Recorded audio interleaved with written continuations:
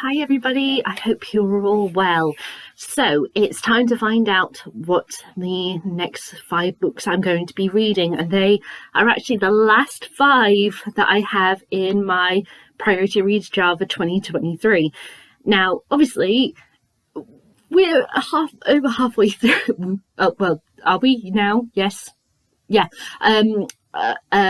The month of December, so I'm not going to finish all 5 of these books this year. It's not going to happen, especially since one of these is actually a trilogy of books, and each of those books in the trilogy is over 700 pages long. So this is going to be going into 2024 as well, but I'm really chuffed that I've gotten to the end of my jar for the year.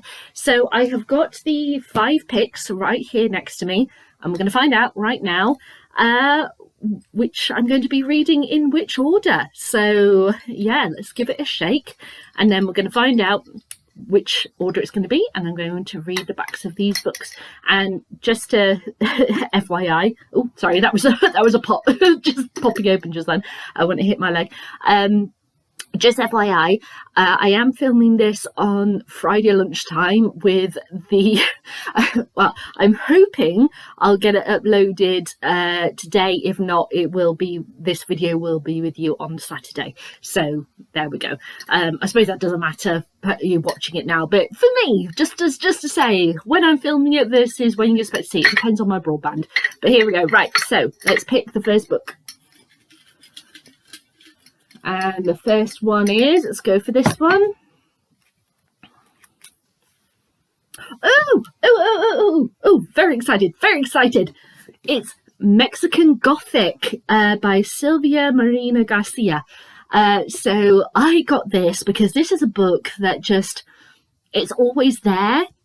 And I've heard, a variety of things about it, but I've never actually picked it up and read it. And then it got announced, was it back in spring that it was being made and into a TV series? And now I'm wondering if it was spring of last year, that long ago. So I was like, you know what, just get hold of a copy. So I did, and I haven't read it yet. So here, let's read the back. So, glamorous socialite Naomi Tabadas.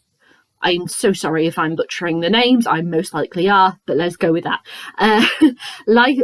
So Naomi's life of parties and entertainment is interrupted when she sees a frantic letter from her newlywed cousin, who is begging to be rescued from a mysterious doom. Naomi immediately heads to High Place, an estate in the mountains of Mexico owned by the secluded Doyle family, determined to discover what is troubling her beloved cousin. The fortunes of the silver mining Doyles have eroded, and their house is dilapidated relic. Even more worrisome are the inhabitants of High Place. There's the alluring yet menacing new husband, his foreboding father, and other taciturn relatives. Soon the house itself begins invading Naomi's dreams and visions of blood and doom. She must tread carefully, for there are many secrets behind the walls of High Place, and Naomi may soon find it impossible to leave this enigmatic house behind.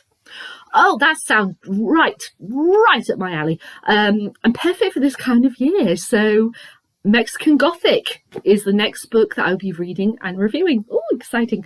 Okay, next one. Let's go for this one. There's only 3 left. Oh my gosh. Let's open it. Oh, okay. So the second one is also a single book, and that is The Prestige by Christopher Priest. Now this, I've seen the film of The Prestige multiple times.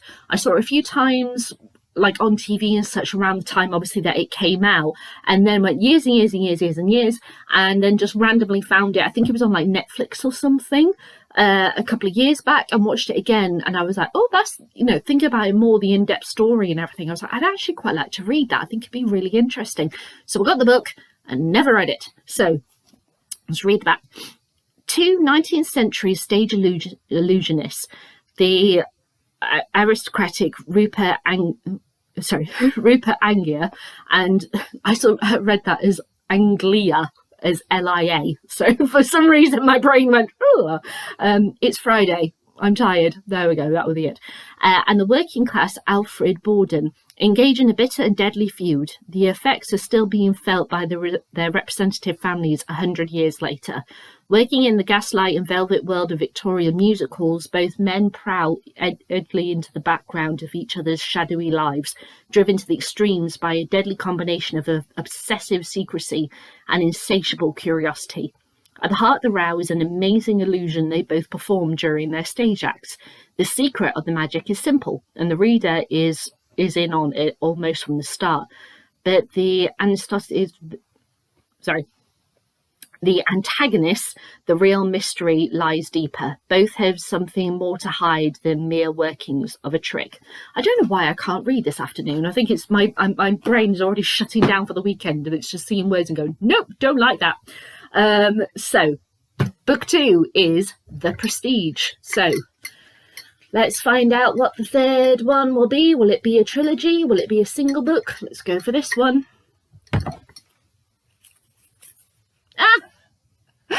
It's a trilogy. So this is possibly going to be the way I'm starting 2024 then. It's the Century Trilogy by Ken Follett.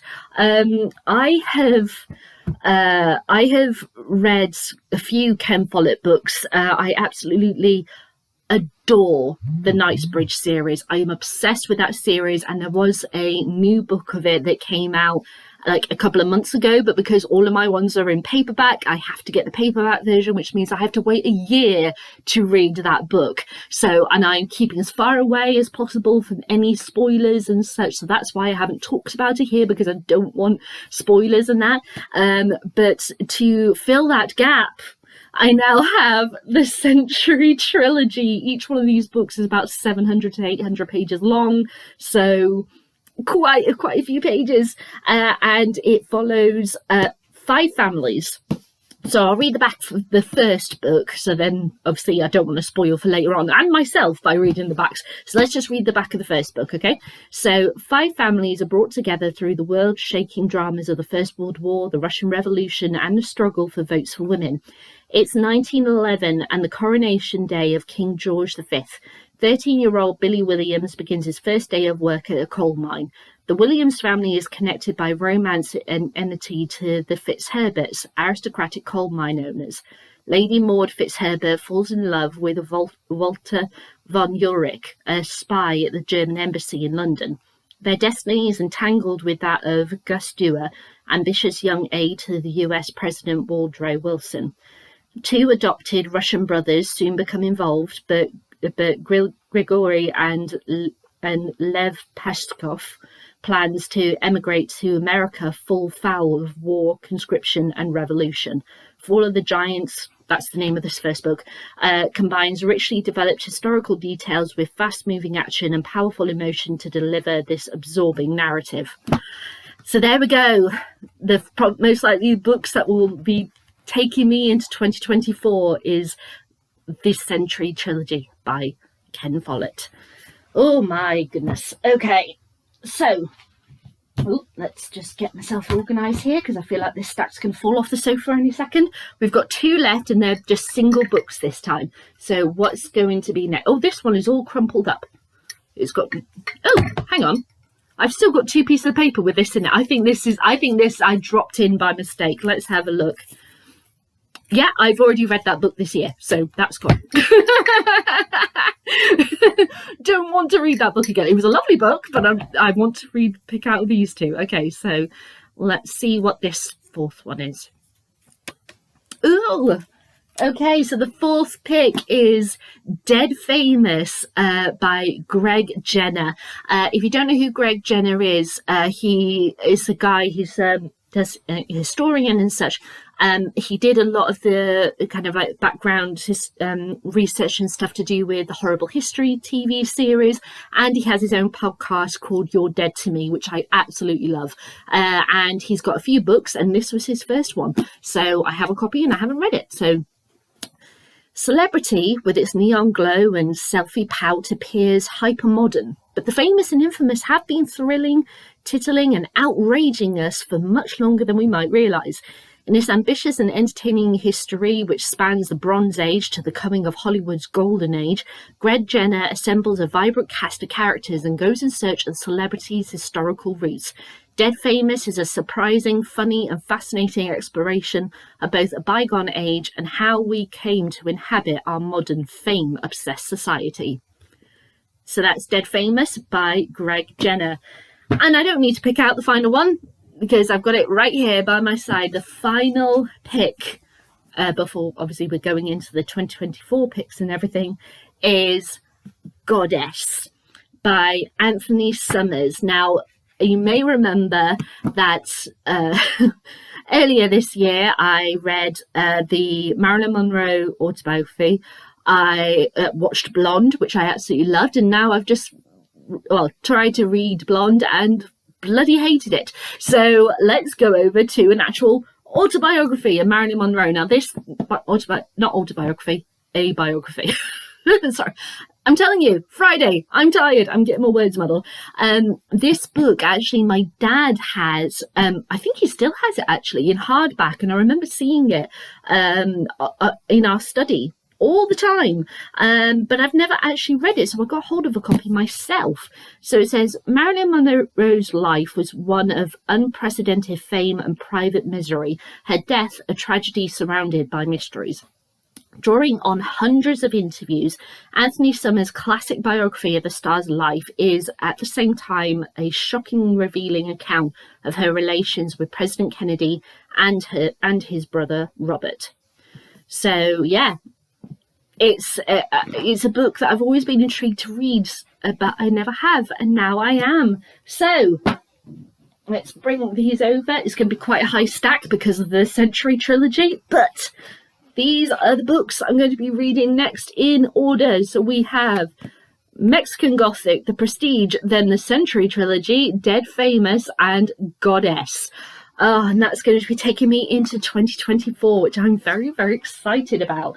Now, the plan for 2024, I'm going to reveal closer to it, not right now. So you'll find out more about that later. But I'm very, very excited for these. And yeah, we'll see what I think of Mexican Gothic then. So I'll be back as soon as I can with my review of it. All right, then, everyone. Bye.